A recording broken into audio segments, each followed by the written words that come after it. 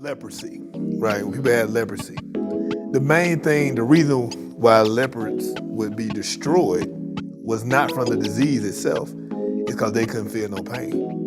So their foot would be broken or hurt. They would literally walk their foot off because they could not feel the pain.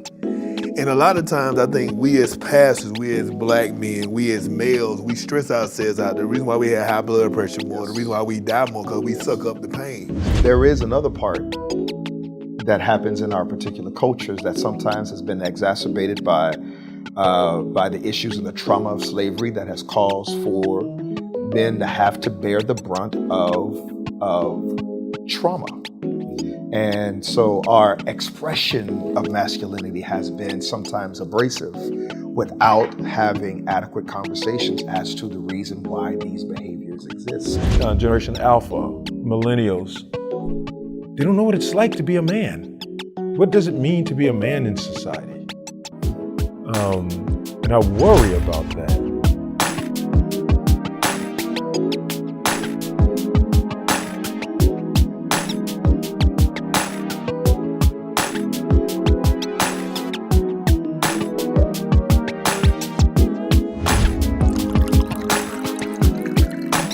Hey, my dude over here, Theology on Tap with Dr. Antipas Harris. You know he's the man. He's a visionary behind the scenes. And I'm Willard Maxwell, and we have our dear friend over here, man. Oh, man, thank you, man. This man saved my life, man. Wow. For real, when I was a principal. Dr. Patrick Winfield, man. Dude, I just appreciate you. I'm going to say this one more time. I know it's already on there. This guy, I flew from Atlanta all the way here when I was a principal at New Birth because I knew Bishop Long did everything T.D. Jakes did. And he was trying to convert our private school into a charter school, but that's illegal in Georgia. And I said, you know what? I bet you the Potter's House used to be a private school. He trying to do what Jakes do, because he'll do whatever Jakes do without even thinking about it. I get a flight. I fly from Atlanta here to meet with him, and somebody said, you have an appointment?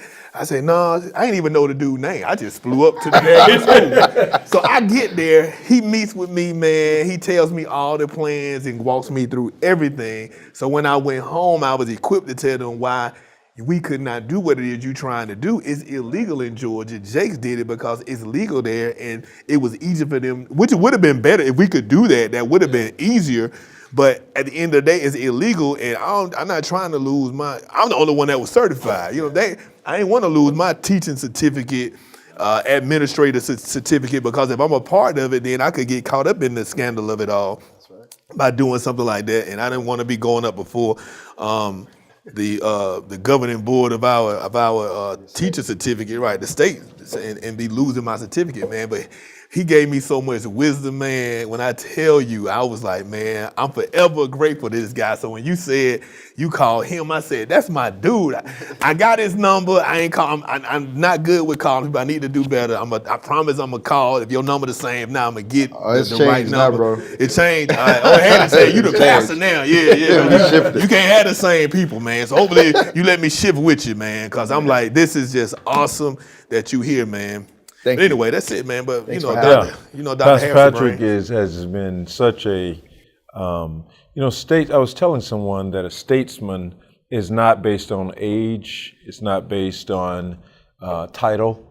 It's really based on the ability to have the tenacity to stay steady, even when the ship is reeling and rolling, right? So it's being able to go through adversity, manage change, stabilize people, be able to handle the winds of vicissitudes. And when I see Pastor Patrick, I see a man who is a statesman, because he has a lot of wisdom and a lot of knowledge, and he keeps it 100, and he also keeps it very low profile, and the wisdom he has and the knowledge he has is quite amazing.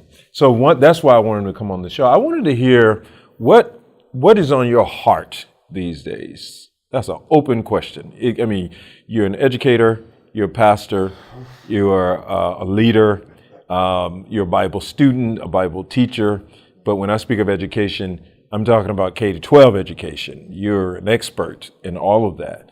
And I just wanted to see, where's your heart these days? What does the Lord put on your heart?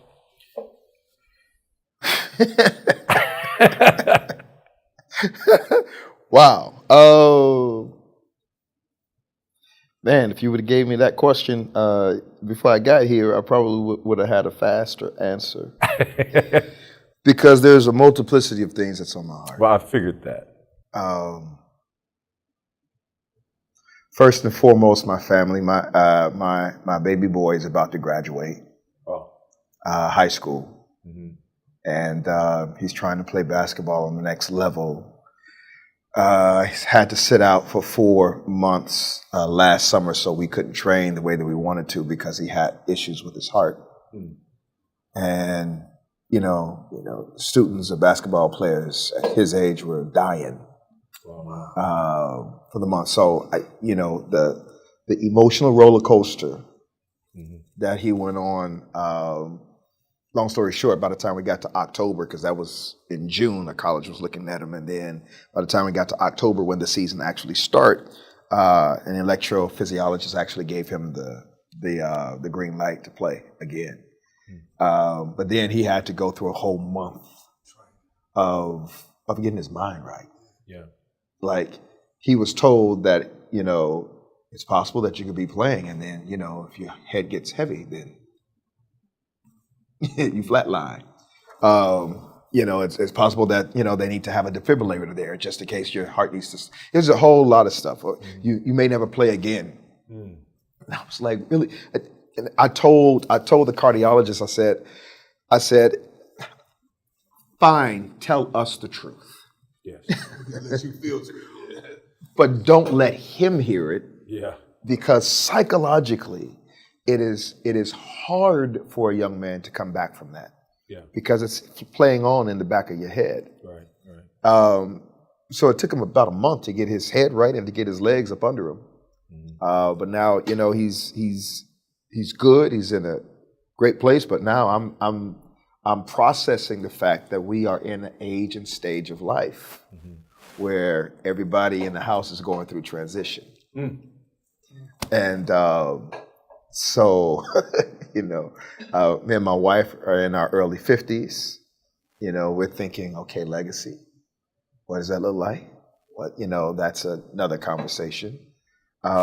He's thinking play on the next level, but the path that he wants to choose is a non-traditional path. And the way college athletics is right now, it is just different than what it was when we were going to school. And so that's a whole lot of unknowns. My middle boy is next semester he'll be in his third year, which means that he needs to start thinking about both graduation and how the career is going to get situated. I got a grandson, so family. That's first and foremost. The next thing is what is, and Pastor Sarah talked about it last night, which was absolutely phenomenal, about intersectionality. That in this age and stage of my life, I'm trying to figure out the intersectionality, the purpose for which God has placed me both in the education and in the church. There's some things about the church, especially how we are engaging culture, that bothers me. There's something about new leadership that's young and inexperienced, but plenty of zeal, which I admire the zeal. But without proper training, you find yourself in precarious situations, and you have no theological substratum to be able to deal with a certain situation or situations that may be happening in culture. I think it's a bad look for the church. And because we never sit down and have conversations privately about this so that we can kind of land on something to say, everybody is in their own lane, just kind of saying what they want to say and say what they feel. And the church looks very schizophrenic. And that's church. And so education has changed and shifted so much that, trying to find a firm footing in it, may not be doable right now, which means that you've got to be able to do education like surfers surf a wave. Yeah.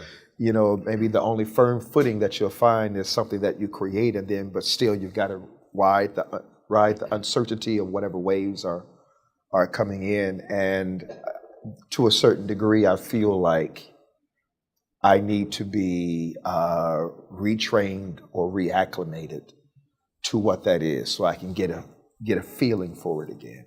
Mm-hmm. What we're doing in FISM helps us to be able to scratch the itch of training the next generation of elders and ministers. Mm-hmm. And what I feel like they should be learning right up through here. How should they be prepared for the world that we have to engage with? Mm-hmm. And that's Potter's House School of Ministry. Yeah, I'm sorry. Yeah, Potter's House School of Ministry. Yeah. And then, JDS affords us the opportunity to engage in an academic level of study of the Word and church history and theology and things of that nature. So, I get an opportunity to do that. I think right now I just feel honored to be able to have enough experience and knowledge to be able to pour into other people and to help and to walk with people in whatever age and stage of life that they're in. So it's a lot. Yeah. That's a lot of intersection going on there, right? I really, all of that was amazing. I love how you started with family. I think family is so crucial. And I said that to somebody just recently. I said, family is the foundation of any type of success. It should be the priority for any desire to succeed. And if you ever move away from that foundation, you start to wobble. So it's almost better to choose family over everything. Yeah, it is better to choose family over everything. Yeah, they'll be with you when everybody else gone. Yeah, exactly right. But I wanted to comment or ask you more about the education piece, because, I worry about the children and the education that they're experiencing in our public schools, but even private schools. Many private schools, at least on the East Coast, are closing. I don't know if that's the case in Texas, but yeah, and many of the church-sponsored schools are closing even faster than the private ones are, because there are some private schools that are not church-based. So I've been sort of thinking about Common Core, or SOL is what we call it in Virginia, and thinking about how can the church rethink Vacation Bible School, for example, and think about how can you do summer school. That's an integration of Vacation Bible School and some standards to help them through the summer slump. Yep. And can that be the new Christian gift to the community around education? What do you think about that? First of all, I think it's a wonderful idea. Yeah. I think it's a fabulous idea. The only issue or pushback with the idea is that sometimes you don't have pastors who love education like that. To be able to put the kind of effort into something like that, that would bring that kind of idea to pass. And because that's a lot of work. Yeah. It's a lot of work and effort to be able to create an infrastructure, an educational infrastructure, whereby young people who are not necessarily in their infrastructure throughout the course of the year, you only get them for the summer. Mm-hmm. Then who's going to teach them? Right. Yeah. This is my question before you go into that too, because I'm thinking about it. As far as when you say that, it just sparks my mind even more. How important is it? The restroom situations where they want you to let, certain people in certain restrooms, and that kind of sparked me even more to, do I need to do a school? How important do you think it is? I know you were talking about how the schools are closing, but they masterfully have a charter school over at the Potter's House, so you got the best of both worlds. But how important is it for the church, not just for the summer, how important is it for the church to do private schools or do their own school to kind of shield our kids from some of the stuff that's going on. I just wonder what you think on that. I think it'd be great to do, but like every idea needs to be funded. And the reason why most schools close is because of the funding. They just don't have the money to. And see, that's why I kind of agree. I'm not a Republican, but at home in Georgia, put that out there, right? No, because I'm saying it because where I'm going. Now, me on the other hand, Just kidding. That's funny, but where I'm going is in Georgia we had the voucher system, Right. and so the vouchers was I built my whole school because athletics bring people. I had people coming from Africa, I had people coming from Canada, and we had the Georgia Gold scholarships to pay to help supplement some of those things because each child, I hate to say it, they got you worth a certain money. Special ed worth this much to the state. Gifted worth this much, regular school regular ed worth this much. So that money follows that child wherever they go. But at home, where in Georgia, that voucher was able to be used for educating in the private school. And that's how I ended up growing the school a little faster because I was able to get those scholarships from kids who wanted to go to private school but didn't have the funds to do so. And so I know we don't have that in Virginia. Do you all have that in Dallas at all? The voucher system? Yeah, we do have depending on what district and there's still some debates going on about you see the state of Texas. The TEA doesn't necessarily love and appreciate charter schools like that because it takes money away from the public schools. Right, it does. Right? Exactly. But families are a little bit more adamant about, I want my kid to go where we want to go. And so, there's more of an embracing of the voucher system. I'm going to ask you because he's smart. Yeah. Two, do you feel like, I'm going to ask both of y'all this, do you feel like it's really, if that money's supposed to go to that child and that child is not at that school, is it really taking money from them? I mean, because that child not there. I mean, what? How do you feel about that? Because if it's my money, I'm worth $5,000, and I go to Dr. Harris private school and don't go to Maxwell Public School, am I really taking money from Maxwell Public School if that's my child and that's the money that follows him? Because you're using that money to fund him. So well, it's yes and no, though, right? It's yes, it is because the public school needs to be supported as well. And when you start taking students away, then the infrastructure of the public schools start to be challenged. Right. So you want to sustain that because the state has also got to fund the public schools. Right. But then it's no, because if it really is for the child, then it shouldn't matter. Well, it ain't necessarily only for the child. It's also for the infrastructure of the state. Well, I think what we're talking about is limited resources. Yeah.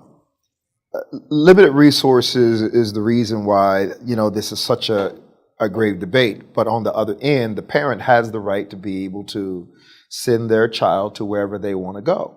My son just did his senior speech today, and he mentioned that in the speech. I asked my father many times, I've been at this school for 7 years. I asked my father many times, can I go back to a public school? And he told me no. Wow. He said it? Yeah, he said it in his speech. He told me no. Then he said, I'm glad he said no because, I met some cool people here, relationships and brotherhood, blah, blah, blah. I was like, there you go. Let the parents be parents. Let the parents be parents. But it's to your point, Dr. Antipas, it's both and, right? But that's us as parents. Now, yeah. You gotta also see that those who are running the system has got to be able to take money and be able to help out every school, every public school that's in the state. And it's not like money is dripping into the system. There is money that is always being bled out, and so they need more money. And every system or every ISD here in the state of Texas, at least, does not get the kind of funding that is needed and necessary in order for their school and their district to be top notch. So yes, if I take one from here, it's going to mess up my funds. Now, here is where it gets very intricate, and I think very smart. If you have the right superintendent, they'll be able to govern all of that. So, such as not to put the schools, kind of school, is a charter school, is a private, is a public, at odds with each other, but to be able to bring them all together so that the whole district is well served. And now, as a family, I can take my kid to wherever I want to take them, and I can keep the money in the district, and cause for there to be some communication across. Grand Prairie did that here in the state of Texas. Grand Prairie, the superintendent of Grand Prairie did that well. Where it looked on paper like the district was not losing money just because they allow for a charter school to be in their district, and everybody's been making money, right? In fact, one of the things that she did was she took a portion of the public school building, and allowed for the charter school to operate. So you still get the butts and seat fund money, rent. right? Because they're still coming into your building. But then you get some extra because they got to pay you rent. Now that's smart. That's a good smart move. That's a smart And that's move. how they ended up doing it at New Birth. So when you gave us, you helped me. That's the cheat code. I appreciate you. So at New Birth, they realized they couldn't transform That's right. the private school into a charter school. So they ended up having the private school on one side and the charter school, on the other side. Right. So the charter school was actually paying rent, which kind of helped us as far as, offset costs that we had at the private school that some of the people that couldn't have paid. So that's amazing you say that, because that's exactly what they did over at revenue generating property. I ain't think about that with the public school though. I ain't think, man, that's just genius. It was brilliant. And Grand Prairie is probably one of the most successful and prominent ISDs, in the state of Texas, because she did that. Just made everybody your friend. You put it together, organized. Yeah. Wow. Yeah. That's great. Speaking of education, I know that's pretty smart business move. And that's what we need, leadership, right? We need leadership that is in the best interest of the kids. Yes. Not in the best interest of the superintendent or the staff. You said it right there. It's got to be in the best interest of the kids. Because here's what I want to shift a little bit and talk about. And I hope I say this the right way. Correct me if I don't say it the right way. But what I'm seeing the future, historically, blacks in general have suffered in this country. And then and Jim Crow never ended, by the way. I like to always emphasize that. There was no end date to Jim Crow. That's why when Ahmaud Arbery was killed in Georgia by the vigilantes, there was no hate crime to convict them of. How did John Lewis come up from Georgia and all these great heroes come up from Georgia, and we don't have, that's the capital of KKK. How did we not have a racial hate crime on the books? Because we never in this country paused and lamented the sins of the past. We just changed a few laws and kept moving. Right. So, be it as it may, we've had some civil rights movements, and we have a civil rights movement and several different smaller ones. Even Black Lives Matter is that's the civil rights movement. We've had women's rights movement, and we've got some progress in this country. And now we have some amazing progress with women. Women are entrepreneurs, and they still got some way to go. But I see wind under their wings, and they're really. I'm very optimistic about the future, though we're not there yet. But looking way down the road, what I see as a liability to our society is black and brown men. And I'm seeing it now.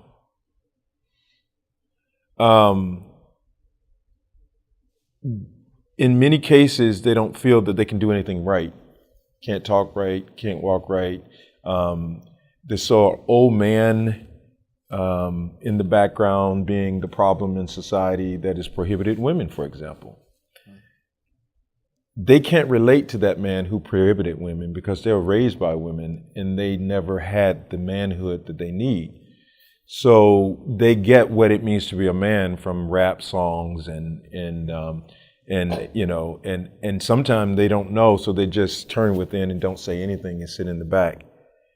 So the future is going to be, I think, where we're going to have less and less black men groomed for leadership, less and less black men that seem to even need to be fought for, because it's like fighting for a man. I mean, why would you fight for a man in society? Men have been the problem.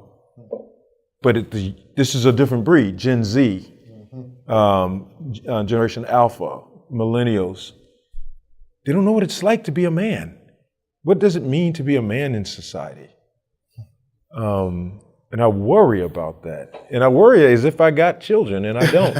And maybe it's because someday I have them, and by the time they get old enough to be a man, I'll be dead. So worry now. Ooh. Ooh.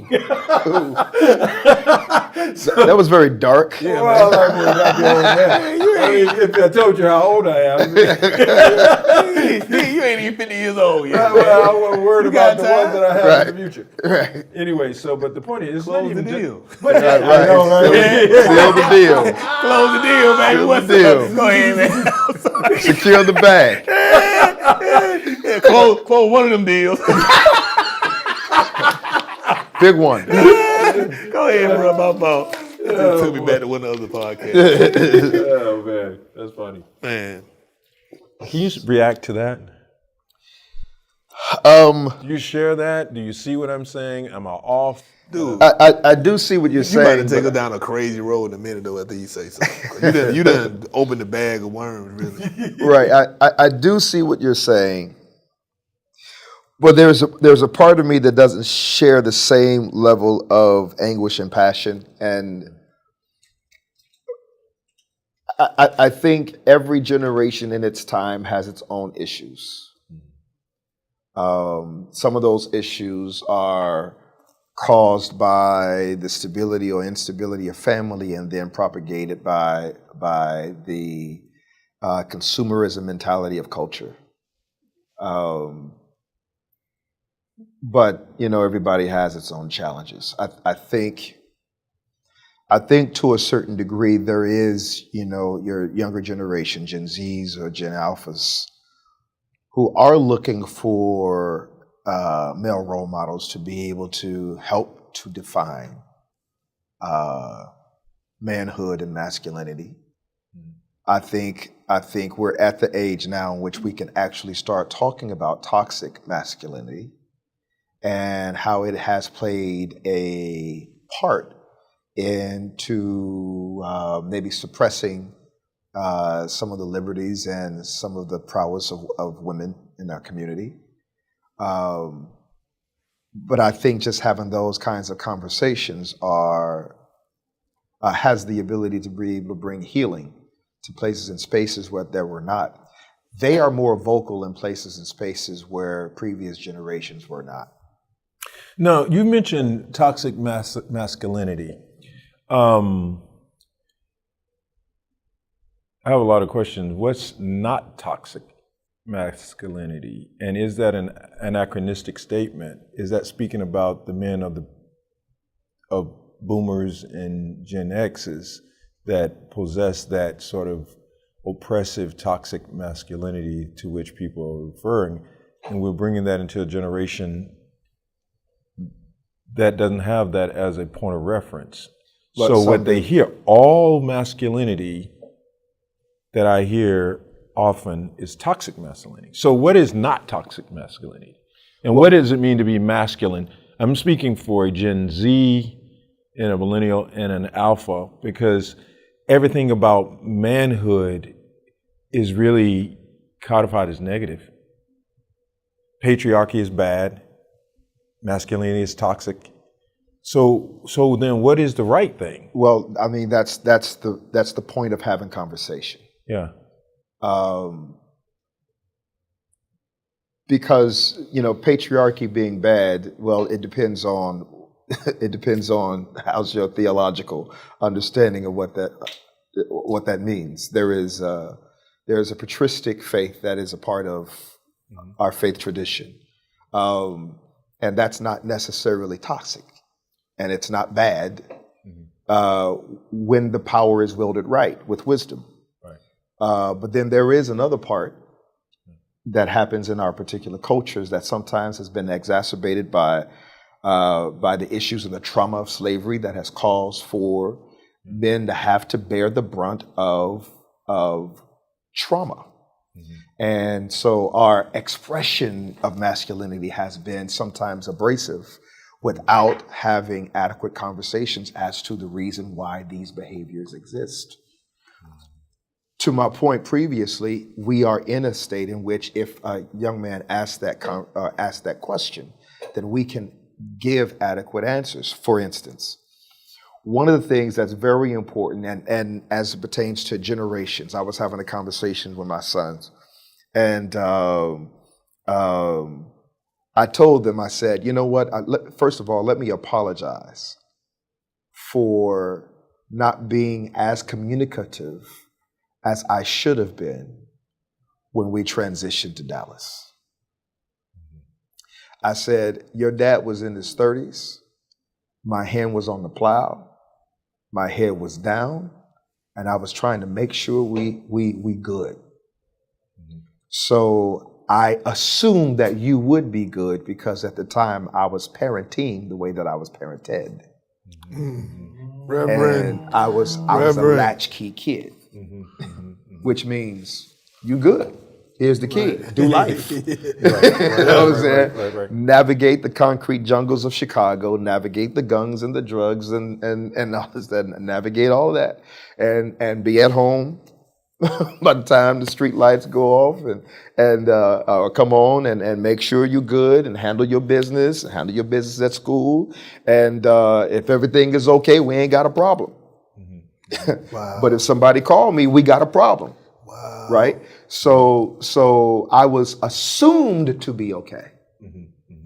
And that's the way I parented, and I did not have viable conversations. My oldest boy really felt it the most. I have an oldest boy, he's 28 years old. He was 14 when we moved. He was just transitioning to high school.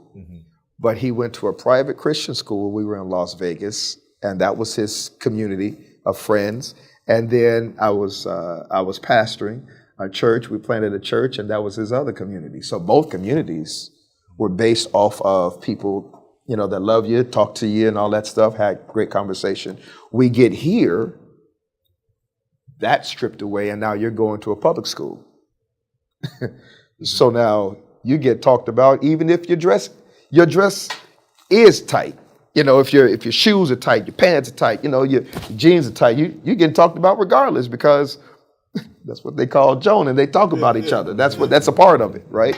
But if you don't have the sensibility and the awareness to understand that that's not rejection, that is another way of, a rites of passage of acceptance. Right. Then you're in survival mode. Yeah, because most of the time people don't joke with people they don't like. Right, exactly. A lot of people don't get that. You know exactly. What I'm saying? Like, if I don't like you, I ain't joking with you at exactly. all. You know what I'm saying? And that was that was me in Chicago. Exactly. But that wasn't him in Vegas. Right. And so it meant that we had to. Yeah. So when I mess with you, man, I'm just. You're right. We just. you gotta let Anthony know. You know? Don't be so sensitive. Don't be so sensitive. We just joking, man. They didn't really like you, man. Right. Go ahead. When I'm looking at David, I'm looking at the other part of masculinity that is fundamentally flawed, but that's part of all humanity, right? And in his context, in David's context, where let's just say his mom Nitzavit, who is having struggle with Jesse anyway in their relationship, and not knowing and understanding that Jesse wants to put her away, and he wants to put her away because he wants to be a priest, and which means that you need to be married to somebody who's a full-fledged Hebrew, and she may not be full-fledged Hebrew, so he is trying to have a baby through her maidservant, in which the maidservant tells Nitzavit, and Nitzavit says, well, fine then, I will go in and I'll sleep with my own husband, but but didn't know that that was his wife. And so now she's pregnant, even though she was put away. And now Jesse is looking at a woman that he put away. Like, how did you get pregnant? Which means that he never perceived David to be his real son. And that's the reason why when Samuel comes along and says, where all your sons, David is not invited to the party because he never perceived. So now David is already dealing with a level of rejection.